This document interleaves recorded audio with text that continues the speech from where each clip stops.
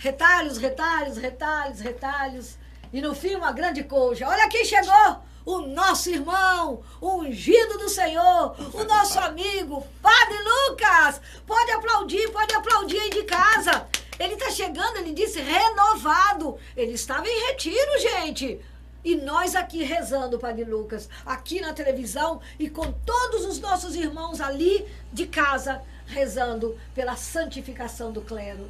O Amém. tempo todo. Não foi, Sônia? Foi. A gente estava o tempo todo aqui rezando. Então, nosso boa tarde, né, aos nossos telespectadores. Boa tarde, Léa, Sônia, este programa.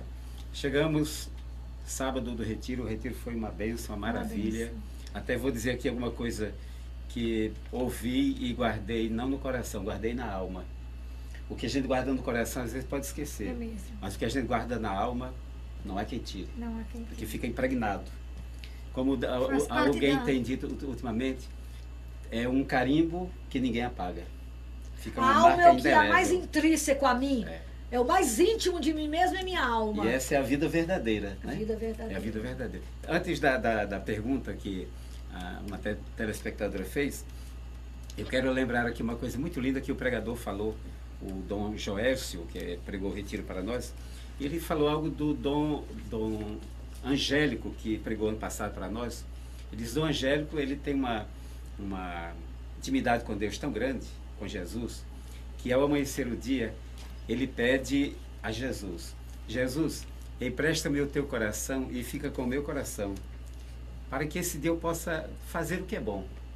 Aquilo me chamou profundamente a atenção e eu tenho falado nas missas de manhã, depois que cheguei, como a gente precisa de ter um coração bom, dócil, amável, para ajudar as pessoas, para cuidar das pessoas. Eu tenho que cuidar de mim e tenho também que cuidar do outro. Tenho que cuidar de você que está aí nos acompanhando, sim, com a oração, com o carinho, com a ternura, o sorriso que aqui nós soltamos, o sorriso que temos aqui diante da câmera, que chega até você. Esse sorriso é também uma maneira de cuidar de alguém. Alguém está aí meio triste, como diz no interior, está meio capuruçudo. E aí o sorriso de alguém acaba contagiando. Assim como a cara feia de alguém, antipática, de mau humor, aquilo, se você não tiver cuidado, pode contaminar você. Então, se é que vai ser contaminado, que seja pelo que é bom, que não é ser contaminado, é encher-se das maravilhas de Deus. Então é isso, estamos de volta com muita alegria, com a alma reabastecida da graça de Deus. Foram 3 dias de oração intensa, de muita coisa. Ofereci a Deus toda a paróquia, os amigos, o programa. No dia do programa eu estava em sintonia, estava aqui espiritualmente. Fisicamente não, mas espiritualmente eu estava aqui com Léa e Sônia e com você, telespectador. E então? Pois é, Padre Lucas, é um prazer tê-lo conosco, né? E o senhor falou certinho, é contagiar-se, né? O bem ele contagia. Ele E contagia. o senhor está cheio, chega a estar transbordando. Mas assim, respondendo a uma pergunta de um telespectador, o senhor Altair Veloso, e ele pergunta o que significa na igreja o incenso. Por que o incenso? Qual é o sentido? Pode explicar para nós tudo que o senhor puder sobre incenso, que certamente é a dúvida Então, de muita gente. É o seguinte, o incenso é uma prática religiões milenares. A Igreja Católica tem essa prática, os chineses, enfim, muitos povos têm essa prática e que ela realmente já perpassa de milênios, né? Por exemplo, na igreja, nós já temos 2000 anos de história da salvação, né? E já havia o incenso. Quando Jesus nasceu, lembra que os magos levaram presentes de ouro, incenso e mirra. Olha, o ouro junto com o incenso. Por quê? Porque em civilizações passadas, o ouro, ou melhor, o comércio do incenso era tão grande quanto o ouro. O incenso tinha um valor semelhante, aliás, era equiparado. Muita gente não sabe disso. Verdade. Então, e o que é o incenso? O incenso é feito de resina, de plantas, né? Na sua essência, o incenso ele vem de plantas, né? E muitas são perfumadas, até se põe um perfume, né? Então, para que o incenso? Eu vou dizer bem curto e grosso não, e suave. Que usa na igreja, né? Para que se usa o incenso? O incenso ele é oferecido, eu vou usar uma expressão, à divindade. Por que digo a divindade? Porque toda religião crê num ser divino, né? Um ser que transcende o nosso lado humano. A Igreja Católica começou a prática do incenso mesmo a partir do século IX. E o que é? Incensar significa queimar. Queimar algo e nesse queimar, a fumaça que sobe, os povos acreditavam que as preces eram elevadas a Deus. Então o incenso ele tem sentido de louvor, de pedido, de perdão, de reconciliação. O incenso também tem o sentido de perfumar o ambiente onde a comunidade está reunida. E o incenso realmente ele tem toda uma simbologia da divindade. O incenso é para tornar mais divino o ambiente, para tornar com que todos se embelezem com aquele momento. Aquela fumaça que sobe realmente é muito bonita. Muito bonita. É uma coisa muito bonita. Solene. Muito... E o incenso ele é usado normalmente em momentos solenes, em festas especiais. Festa de padroeiro, Corpus Christi, as festas da igreja que são especiais, então usa-se o incenso.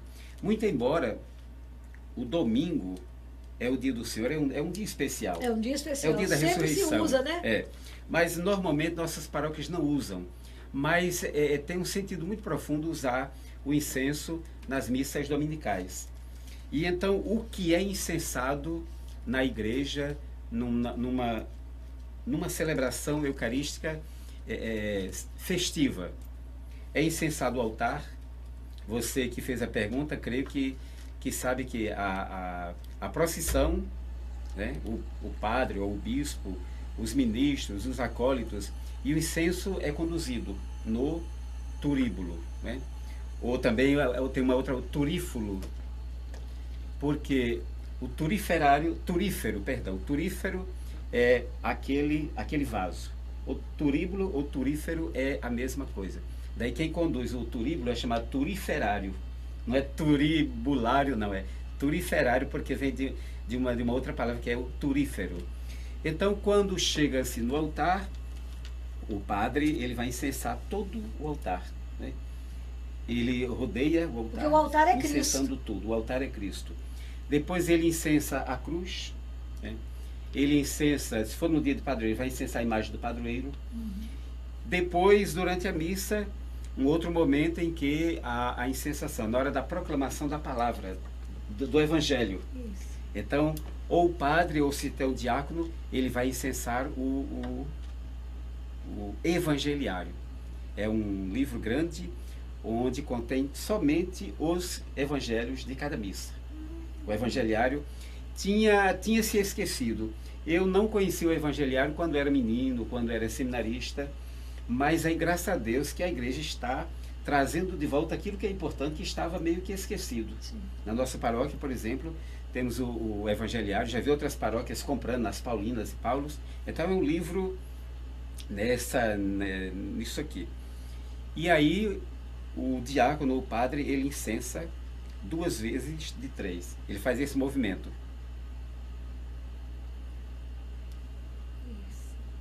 E depois ele faz uma vênia e agora vai proclamar a palavra de Deus. O outro momento é na hora do ofertório, porque as oferendas ali representam o quê? O fruto do trabalho do homem, e esse fruto do trabalho humano vai se transformar em alimento eterno. É tudo muito belo. Eu me encanto com a liturgia da nossa igreja, muito belo. Com respeito a toda Também. religião, respeito às religiões que pregam amor, elas são boas, mas vou dizer, eu acho linda a liturgia da nossa igreja. Né? Então, é no momento das oferendas, né? Mais uma vez o padre, ele rodeia o altar, incensando o pão e o vinho, e depois incensa todo o altar. Né? O outro momento da incensação é na hora em que o padre, depois da consagração, ele ergue a hóstia. Quando o padre ergue a hóstia, então fica à frente alguém, pode ser um coroinha, pode ser um mestre de cerimônia, um diácono, um seminarista, e aí ele vai incensar, aí ele faz esse movimento. 1, 2, 3. 1, 2, 3. 1, 2, 3. Isso na elevação da hóstia. Depois a elevação do cálice, depois das palavras ditas, o padre ergue o cálice e o mesmo processo é feito. Então, essa prática, ela dá um tom de beleza também na missa, como já falei, né? Mas teve um momento que não sei se é o acólito, quem é, incensa a própria comunidade, Isso, a não, ia assembleia. esquecendo isso na hora no ofertório. Então, o padre incensou tudo ali, depois o próprio padre é incensado Isso. pelo cerimoniário. E É verdade. eles ficam de frente e são duas vezes, né? Isso eu não vou usar a linguagem, é chamada icto e ducto. Icto, uma vez. Então, quando está incensando todo o altar, se chama icto, uma só vez. Uma só vez. É. E o dicto é porque são duas vezes. Mas para o Santíssimo, são 3 dictos, de 3. Então, 1, 2, 3. 3 dictos, então 3 ictos. Depois Só mais no- 3. sim. Só Só para para o Santíssimo. só para o Santíssimo. Todos os outros são 2 ictos de 2. Né? E somente, só o Santíssimo. Tem a da Assembleia, né? E é da Assembleia que é somente isso aqui. 3 vezes, Então, um 3 ícto para ictos. cada lado. Também não tem problema se fizer 2 vezes, mas normalmente Esclareceu o muito ideal bem, é que demais. seja um icto, 2, 3. No centro da Assembleia, para a direita e para a esquerda. Gente, é uma riqueza esse momento catequético, não é? É uma Então é riqueza. isso. É. E só lembrando que essa prática é antiquíssima. Vou exagerar, é antiquíssima. Só para criar um clima para você sorrir mesmo. Então essa prática não é nada novo. Não é alguém pode dizer, a igreja inventou esse negócio, o que é isso? Isso é milenar. E tudo que é feito na igreja é exatamente para o louvor de Deus. Então é louvor, é adoração, é reconhecimento. Incensar significa uma reverência a Deus, que é o Senhor da nossa vida, que é o Senhor de tudo aquilo que temos, que somos e que um dia seremos na eternidade. Espero que você tenha compreendido e os demais telespectadores que não Espetacular. sabiam. Que a pergunta de alguém vai ajudar outras pessoas que não estavam sabendo. A dúvida Ai, de que bom, alguém essa esclarece, pessoa fez né, essa pra pergunta outra. e foi bom que agora eu estou sabendo. É verdade. É. E aí, Sônia? Agora vamos lá.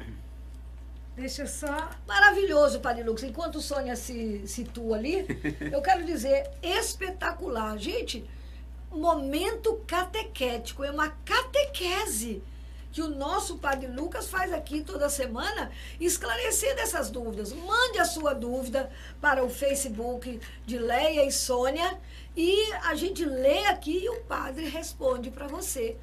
Quantas dúvidas a gente tem? Eu tenho muitas e que nunca achei em livro, porque não fui atrás de todos, que essas respostas a gente tem, né, Sim, Padre? tem. Pois é. E se alguém quer estudar, pode comprar livros de teologia, E- e você vai encontrar tudo isso. E Mas nós- às vezes o livro, diga-se de passagem, às vezes quem escreve usa de uma linguagem meio técnica, né? Muito de teológica, modo, muito talvez. teológica, exato. Olha, nós padres temos que ter cuidado, se algum padre irmão está ouvindo, isso é bom para nós padres mesmo. Nós padres temos que ter cuidado de falar aquela linguagem que todo mundo entenda. Por exemplo, quando o médico começa a explicar para nós determinadas doenças, usando termos médicos mesmo, a gente fica voando. Ou então fica Às mais Às doente. vezes, às vezes é uma coisa mais simples, mas aqueles termos a gente até se assusta. Meu Deus, ele está com um bicho na barriga. É né? mesmo, é verdade. E aí quando ele explica, quando ele troca em miúdos, e há médicos que explicam tão detalhadamente, É tão bom. No a minha português endocrinologista popular. e o meu hematologista explicaram para mim coisas que eu disse, poxa, eu estava já morrendo de medo, e aí a gente começa a ver os caminhos se abrindo. Aquilo que parecia fechado para sempre, tudo vai se abrindo, e as soluções vão chegando. Então, por isso que eu estou dizendo isso. O padre, a gente tem que falar na linguagem que todo mundo compreenda. Porque se for para falar termos teológicos, Não vulgarizar. não vulgarizar. Mas não teologizar. Exatamente. Né? Exatamente. Ok. Mas se alguém quer aprofundar isso teologicamente, tem Perfeito. todo o material, tem livros para isto. E se você tem dúvidas de outros assuntos dentro da nossa doutrina, manda um Facebook para nós que a gente explica aqui, Padre Lucas. Com muito carinho, estamos Com muito aqui para carinho. isso.